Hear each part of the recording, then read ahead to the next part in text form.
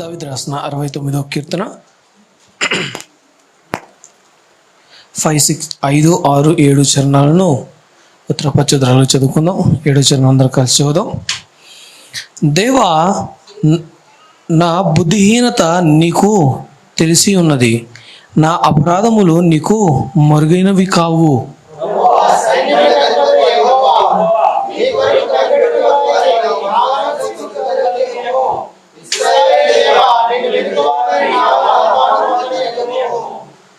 ఏడు జనం అందరూ కలిసి చదువుదాం. నీ నిమిత్తము నేను వాడినైతిని, నీ నిమిత్తము సిగ్గు నా ముఖమును కప్పెను. చివరి చిన్న మాటలు వెనుకల్లో దీవించును గాక. ఆమేన్. అందరం కూర్చుందాం.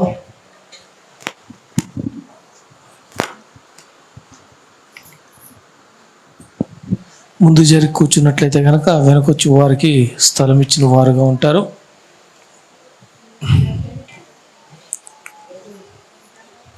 ముందు జరిగి కూర్చుందాం.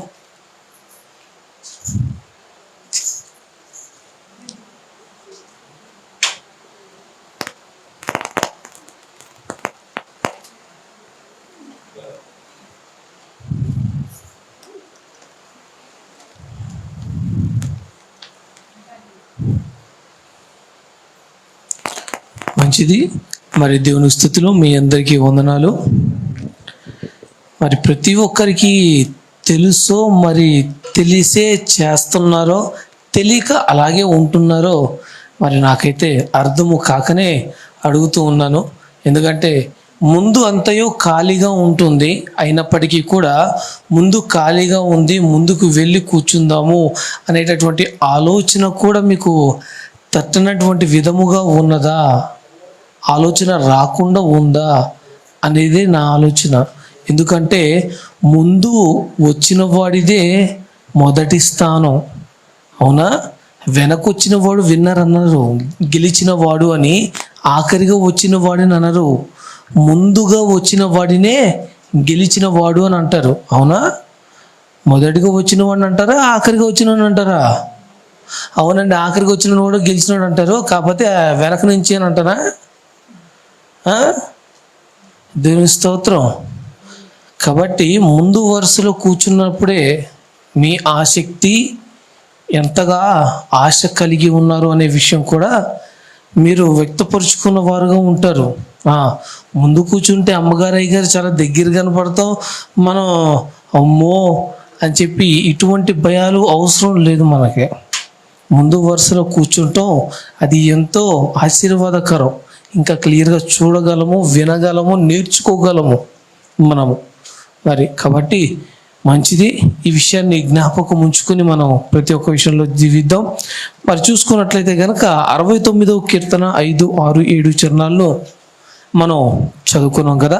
దాంట్లో చూసుకున్నట్లయితే 5, 7 చరణాల్లో చూస్తే మరి 3 చరణాల్లో దేవా, నా బుద్ధిహీనత నీకు తెలిసి ఉన్నది, నా అపరాధములు నీకు మరుగైనవి కావు అంటూ దావీదు స్టార్ట్ చేస్తూ మనం చదువుకున్న 3 చరణాల్లో అంటూ మరి 7 చరణానికి వచ్చేటప్పటికి నీ నిమిత్తము నేను నింద నొందిన వాడినైతిని, నీ నిమిత్తము సిగ్గు నమ్మకమును కప్పెను అని చెప్పి అన్నాడు. మనం చదువుకున్నటువంటి ఇప్పుడు మనం చదువుకున్నటువంటి ఈ 3 చరణాల్లో దావీదు చెబుతున్నటువంటి మాట దేవుని విషయమై శ్రమ పడేటటువంటి వ్యక్తిగా ఉన్నాడు అనేదే క్లియర్గా మనం చూడగలుగుతున్నాం. ఎక్కువగా దేవుని విషయమై శ్రమ పడినటువంటి వ్యక్తిగా, దేవుని విషయమై దేవుని విషయమై మనము దేవుని విషయమై మన అవసరాల విషయమై కాదండి, మన కుటుంబం విషయమై కాదండి, మనకి నచ్చితేనో నచ్చకపోతేనో ఎవరో తెలియని వాడు వచ్చి ఒక మాట అంటేనో, చిన్నవాళ్ళు నోరు పారేసుకుని ఒక మాట అంటేనో ఆ అవమానము కాదు, దేవుని కోసము అవమానము పొందేటటువంటి విధముగా. ఇక్కడ అన్నాడు, నా బుద్ధిహీనత నీకు తెలిసి ఉన్నది,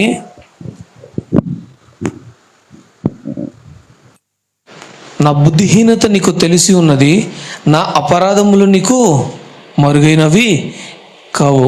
ప్రతి ఒక్కటి నేను చేసిన ప్రతి పని నీకు తెలిసి ఉన్నది దేవా. నేను తప్పు చేసిన వాడినయ్యా, నేను తప్పు చేసిన వాడిని. ప్రతి ఒక్కటి కూడా నేను దాచుకుందాము అని అనుకున్నా అది నీ దగ్గర దాచుకున్నట్టు కాదు, సమస్తము నీవు చూడగలవు, నీకు సమస్తము కూడా తెలిసే ఉన్నది అంటూ 2వ చరణంలో అంటున్నాడు కదా. 6వ చరణంలో మరి ఈ 6వ చరణంలో అన్నట్టుగా ఎంతమంది మనం ఉంటున్నామో ఆ రకంగా, ప్రభువా సైన్యములకు అధిపతియగు యెహోవా నీ కొరకు కనిపెట్టుకొని వారికి నా వలన సిగ్గు కలుగనీయకుము.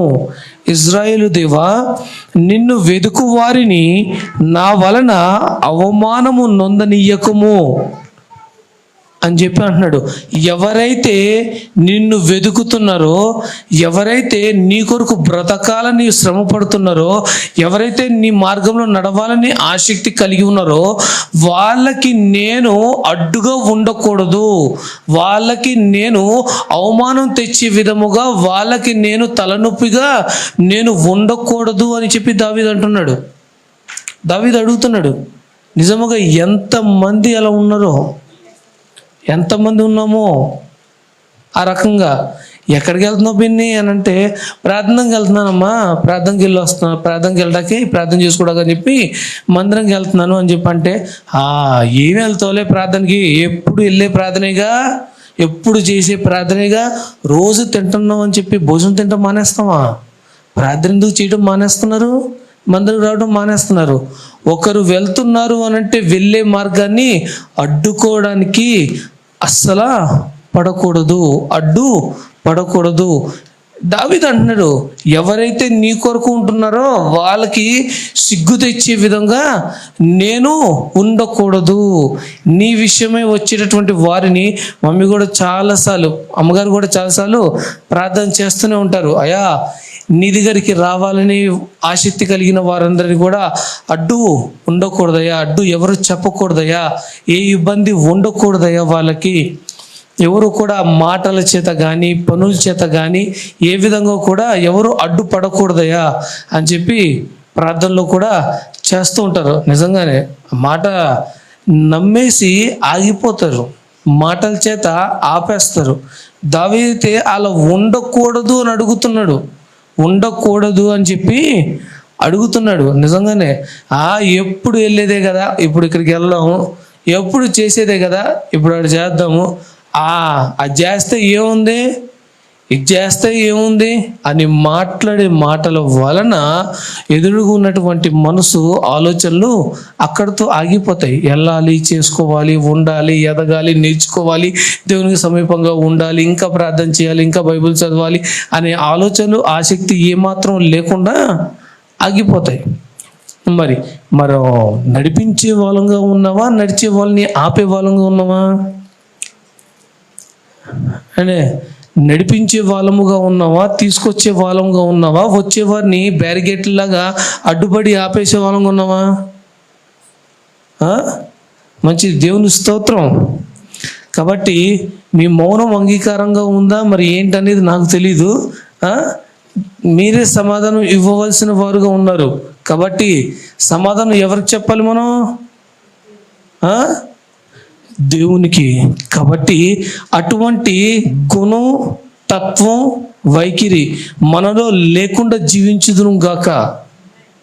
మంచిది. కొంతమంది మాత్రమే ఆమేన్ అన్నారు, వారిని బట్టి దేవునికి స్తోత్రం. మరి ఆఖరిగా చూసుకున్నట్లయితే కనుక నీ నిమిత్తము నీ నిమిత్తము నేను నొందిన వాడనైతిని, నీ నిమిత్తము సిగ్గు నా ముఖమును కప్పెను. హల్లెలూయా. దేవునికి మహిమ కలుగును గాక. ఆమేన్. నిజముగానే అష్టధన్యతల్లో దేవుడు అంటున్న మాట, నా విషయమై నింద మోపబడిన వారు దరిద్రులు కదా అండి. నా విషయమై నింద మోపబడిన వారు శ్రమ పడిన వారు ఏమనుందండి? మత్తయి 5వ అధ్యాయం అష్టధన్యతలు అండి. అవి ఉన్నాయో లేదో అన్నట్టు రోడ్డుగా పెడుతున్నారు. ధన్యులు పరలోక రాజ్యంకి వెళ్ళిన తర్వాత నా విషయమై ఎన్నో శ్రమలు అనుభవించి వచ్చారు, అదిగో ఎన్ని శ్రమలు అనుభవించారో తెలుసా అని గొప్పగా ప్రోత్సహిస్తూ ఆర్భాటంతో వాళ్ళని లోపలికి రాణిస్తాడంట దేవుడు. దేవదూతలు అందరూ నిత్యము పోడుతున్నప్పటికీ కూడా నా విషయమై శ్రమ అనుభవించి వచ్చారు.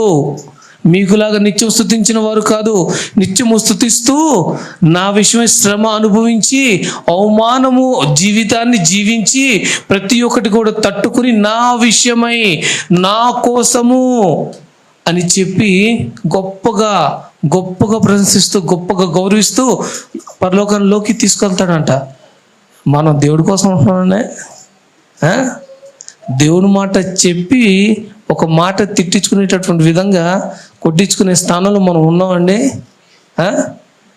దావీదు అంటున్నాడు, నీ విషయమై సిగ్గు మొహం మొత్తం కప్పేసింది, తల ఎత్తుకునే విధంగా లేనయ్యా నీ నిమిత్తము.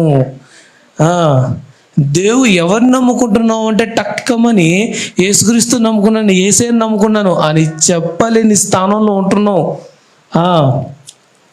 చెప్పలేని స్థానంలో ఉంటున్నాం. దేవుని విషయమై మనం నిలబడలేని స్థానంలో ఉంటున్నాం. మరి ఆయన విషయమై నింద మొయ్యగలిగిన స్థానంలో మనం ఉన్నామా? మన విషయమై ఎన్నో కేజీలు, 150 కేజీలు అంటండి. 150 కేజీల టోటల్ ఉందా? సిలువ బరువు 150 కేజీలు. ఏమన్నా పై ఒక ఫ్లోర్ నుంచి 2వ ఫ్లోర్ ఏమన్నా తీసుకొచ్చారా? 3 మైళ్ళు అంట. మరి ఎన్ని కిలోమీటర్లు నాకైతే తెలియదు, కానీ 3 మైళ్ళు అంటే మరి 150 కేజీల బరువు భుజం మీద వేసుకుని మరి మన పాపం విషయమై మరి ఆయన అంత భారాన్ని మోసి మన కోసం ఆయన త్యాగం చేసిన దేవునికి మనం కొద్దిపాటి అవమానాన్ని భరించలేనటువంటి వారముగా బ్రతుకుతున్నాం. సువార్త ప్రకటించినటువంటి వ్యక్తులముగా, దేవుని మాట విషయమై మాట్లాడినటువంటి వ్యక్తులముగా మనము ఉంటున్నాము. ఏమాత్రము నోరు తెరవనటువంటి వ్యక్తులముగా కదా, నిజముగానే. కాబట్టి దావీదు అంటున్నట్టుగా అయ్యా నీ విషయమై అని చెప్తూ ఉన్నాడు. దేవుని విషయమై మరి ప్రతి ఒక్కటి కూడా చెప్తున్నట్టుగా వేరే వారికి అడ్డుగా మనం ఉండకుండా, దావీదు ఉండకూడదు అని అడిగాడు. మనం ఉంటున్నామేమో, మనం వచ్చేవారిని ఆపుతున్నామేమో.